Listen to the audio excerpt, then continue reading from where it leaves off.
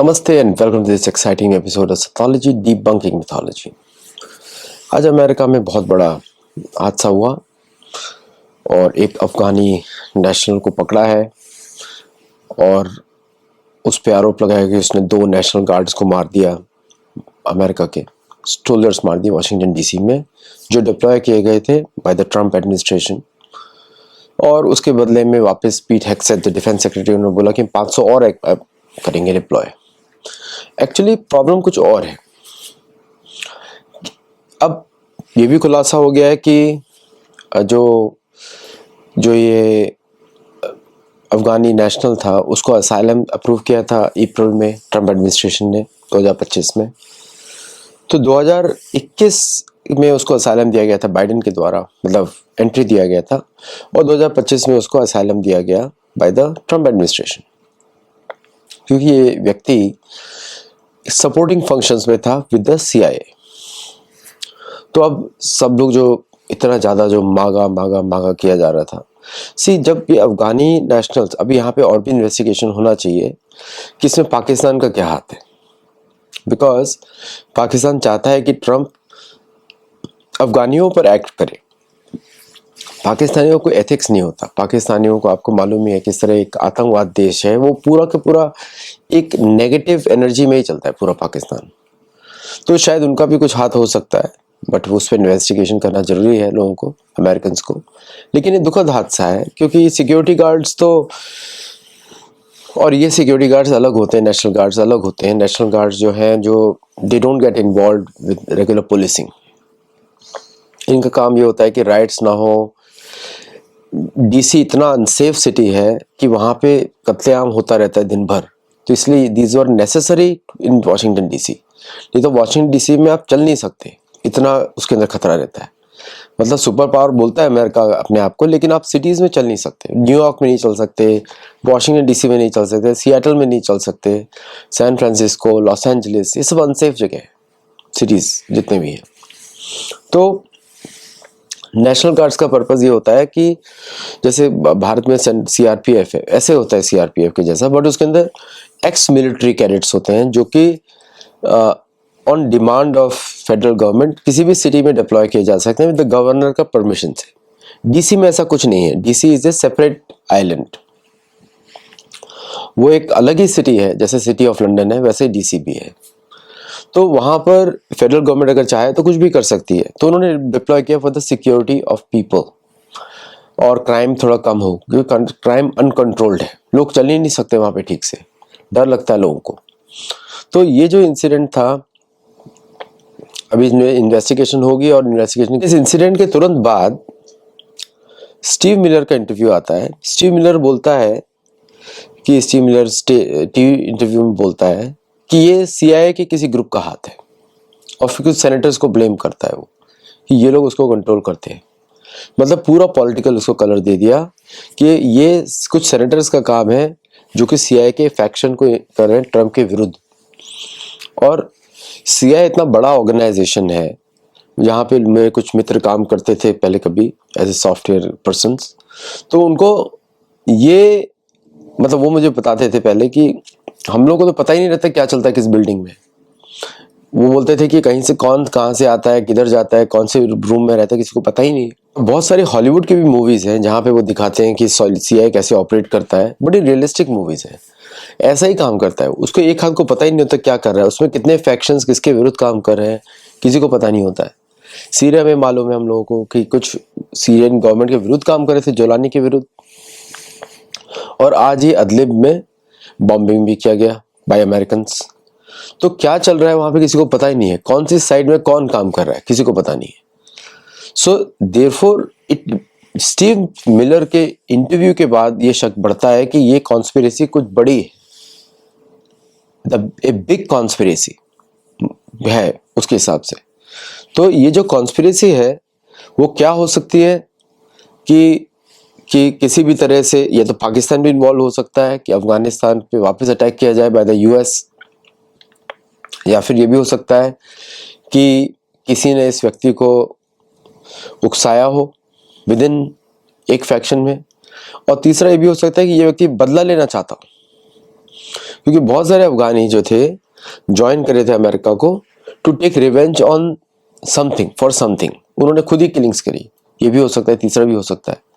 और इस व्यक्ति को जिस तरह वहां से हटा दिया गया, एक एम्बुलेंस में ले जाया गया और वहां से गायब कर दिया गया, उसका ट्रम्प का स्टेटमेंट आ जाता है, स्टीव मिलर का स्टेटमेंट आ जाता है, देन जब शक और भी बढ़ जाता है। अब उन्होंने सारे अफगानियों का रोक दिया इमिग्रेशन, जो भी अमेरिका में है, करीब 2 लाख है। और तुरंत अब एक्शन शुरू हो जाएंगे उनके उधर। और बीच में ये भी कंट्रोवर्सी चल रहा है मिनेसोटा का। सबको मालूम है कि अल शबाब कौन एजेंसी चलाती है, किसने उसको आर्म किया था, सबको मालूम है। अब उसको पैसा कैसे दिया जाएगा? तो ये कहीं ना कहीं से तो किसी ने बताया है कि ये राउट है, ऑटिज्म के नाम पे आप ले लो, इसके नाम पे ले लो। सो पूरा का पूरा ही कॉन्स्पिरेसी में घिरा हुआ है। हम और आपको कुछ पता ही नहीं लगता कि क्या चल रहा है अमेरिका में, क्या वो बोल रहे हैं, क्या करना चाहते हैं। बहुत ही कंफ्यूजिंग स्टेटमेंट, कंफ्यूजिंग सिनेरियो। अब थोड़ा सा इसमें और हम देखते हैं कि what is the problem between जो गवर्नर सिक्योरिटी एजेंसीज और उसके बीच में। देखिए, जो मीडिया में दिखता है वो है ही नहीं, वो एक्चुअली रियलिटी नहीं है। मीडिया में दिख रहा है कि सब कुछ अच्छा चल रहा है और वेनेजुएला पे आक्रमण होने वाला है, लेकिन फोकस कहीं और है। फोकस अभी अमेरिका में एक तो इकोनॉमी पर है, जो कि अभी 90% इकोनॉमी एआई पे बनी हुई है। एआई का इस ईयर का एआई के वैल्यूएशन से इकोनॉमी चल रही है। दूसरा फोकस है अमेरिका का ऑन दी इमिग्रेंट नेटवर्क, क्योंकि उनको लग रहा है कि legal immigration is a bigger threat than illegal immigration. तो ओनली टारगेट हो रहे हैं ज्यूज और हिंदूज। अभी तो हिंदुओं को टारगेट कर रहे हैं और साथ में ज्यूज के विरुद्ध भी बहुत बड़ा प्रोग्राम चल रहा है। Even though majority of the Judaism followers are in the government और पैसा भी उनका चल रहा है, लेकिन प्रोग्राम उनके विरुद्ध भी चल रहा है। क्योंकि जो राइट विंग है, जो प्रोटेस्टेंटिज्म को फॉलो करता है, वो they don't accept the existence of Judaism. Right wing है जो प्रोटेस्टेंटिज्म फॉलो करता है, वो they don't accept the idea of Judaism. और कैथोलिसिज्म वैसे भी जुडाइज्म को पसंद नहीं करता। बस दोनों साइड से ही ज्यूज के ऊपर टारगेट है। तो हिंदुओं के बाद, लीगल इमिग्रेशन के बाद, जुडाइज्म की फंडिंग पे बात होगी, जिस पे टकर कार्लसन बहुत समय से बात कर रहा है। क्रिश्चियनिज्म नेशन है और उसको जवाब मिल रहा है यूके से ही। तो यूके बोलता है हमको कोई प्रॉब्लम नहीं है, हमको कोई प्रॉब्लम नहीं है। तो UK becomes a brown country, no problem. UK तो ये बोल रहा है। तो आइडेंटिटी क्राइसिस चल रहा है पूरा। ये लोग अपने आप को ब्रिटिश मानते हैं, ब्रिटिश बोलते हैं हमको कोई प्रॉब्लम नहीं ब्राउन स्किन से, और यूरोपियंस भी नहीं मानते हमको ब्राउन स्किन से प्रॉब्लम है। तो सारा जो प्रॉब्लम क्रिएट किया जा रहा है हर जगह रेसिज्म का, वो अमेरिकन सेटलर के द्वारा किया जा रहा है। अमेरिकन सेटलर जो डिसेंडेंट्स है उनके द्वारा किया जा रहा है। व्हाइट स्किन वर्सेस ब्राउन और ब्लैक, ये सारे प्रोग्राम्स अमेरिका में चल रहे हैं। और एक्स में एलोन मस्क ने तो सब एक्सपोज कर दिया सबको कि सारे most of the handles were running from Austria, Pakistan, Bangladesh, Europe, बाकी यूरोप की कंट्रीज, अफ्रीका, यहाँ से चल रहे थे। तो pro MAGA handles were also running outside and anti MAGA handles are also running from outside. और अमेरिका में जो डेमोक्रेट एस्टेब्लिशमेंट है वो तो बहुत बड़ी एस्टेब्लिशमेंट है और उसमें मेजोरिटी वाइट से है। ओनली 20% आर ब्राउन और ब्लैक पीपल।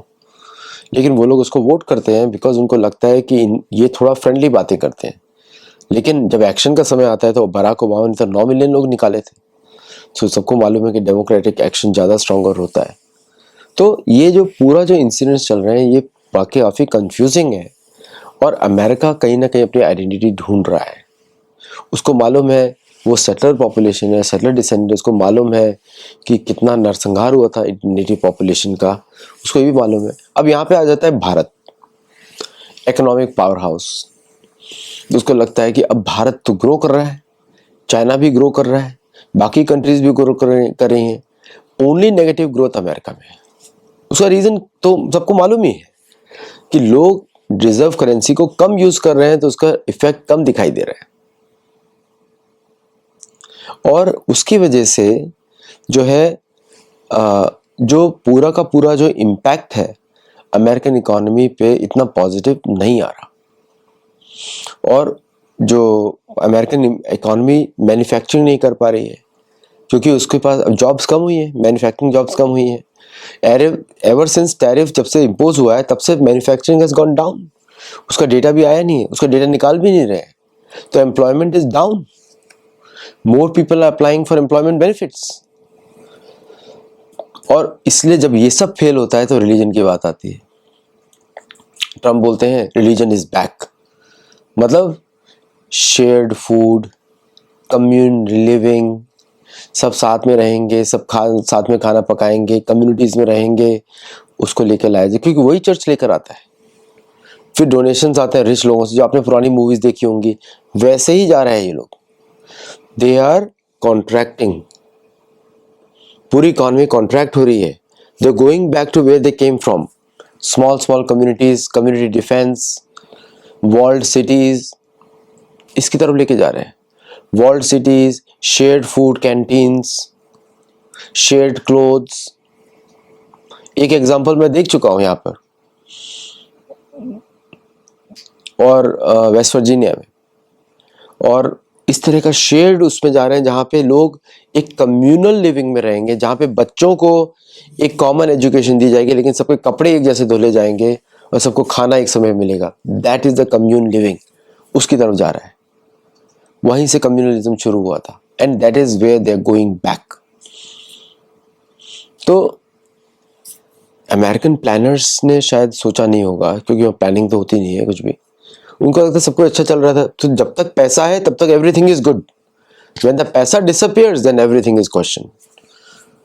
तो अब जो है अमेरिका का नया रूप लोग देखेंगे, communal living, communal residences, commune centres, all centred around the church. इसमें इसकी तरफ बढ़ रहे हैं वो लोग, मतलब सिमट रहे हैं कम्युनिटीज। उनको लैंड से कोई मतलब नहीं है, उनको जमीन से कोई कनेक्शन ही नहीं है, डिस्कनेक्टेड पीपल है। सो ये all these impacts you are seeing, तो मुझे कहीं ना कहीं लगता है all these events which are happening in tandem, तो एक तो इंटरनल सबोटाज भी हो सकता है, and also partly due to other countries also, कि एक्सपोर्ट्स में अभी जैसे आज भड़क गए वो साउथ अफ्रीका के ऊपर कि साउथ अफ्रीका को हम नहीं बुलाएंगे। All these attitudes, all these reactive attitudes से अमेरिका को बहुत बड़ा नुकसान हो रहा है। उसका आउटकम तो मैंने आपको बता दिया, कम्युनल लिविंग में हो जाएगा, लेकिन उसके बाद अमेरिका का ग्रोथ इंजन बंद हो जाएगा, क्योंकि ऑलरेडी स्टैग्नेट कर चुका है। तो आज के लिए बस इतना ही। आप हमारे मेंबर्स बनिए, मेंबर्स ओनली वीडियोस देखिए, धार्मिक, हमारे गुरुकुल में जुड़िए। Thank you very much. नमस्ते, जय जगन्नाथ।